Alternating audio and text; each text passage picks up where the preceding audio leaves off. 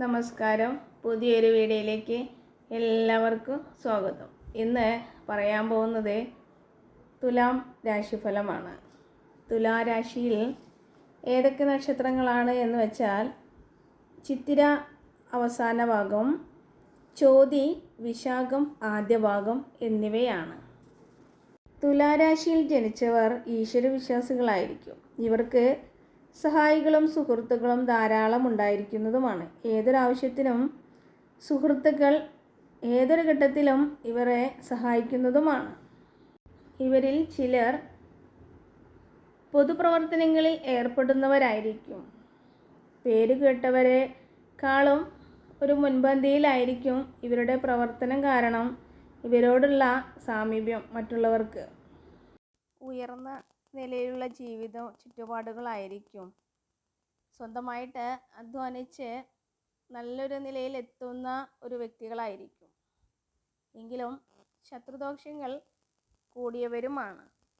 എല്ലാ തടസ്സങ്ങളും ഏതൊരു കാര്യത്തിന് പുറപ്പെടുമ്പോഴും ആദ്യം തന്നെ തടസ്സങ്ങളായിരിക്കും ഉണ്ടാവുക. പിന്നീടാണ് ആ കാര്യങ്ങൾ സഫലമാവുന്നതും.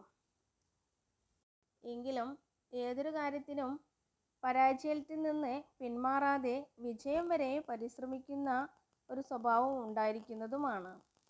ഇവർ മറ്റുള്ളവരെ കൂടുതലായിട്ട് സഹായിക്കാൻ മുൻപന്തിയിലായിരിക്കും. ഏതൊരു സാഹചര്യത്തിലും അവരുടെ കാര്യം പോലും മറന്നുകൊണ്ട് ആ സാഹചര്യത്തെ തരണം ചെയ്യാൻ വേണ്ടി ഏതറ്റം വരെ പോവാനും അവർ തയ്യാറാണ്. മറ്റുള്ളവർക്ക് എന്തൊരു ആപത്ത് വന്നാലും കണ്ടറിഞ്ഞ് പ്രവർത്തിക്കുക എന്ന് പറയുന്നത് പോലെ മുൻപന്തിയിൽ എത്തുന്നൊരു വ്യക്തികളായിരിക്കും.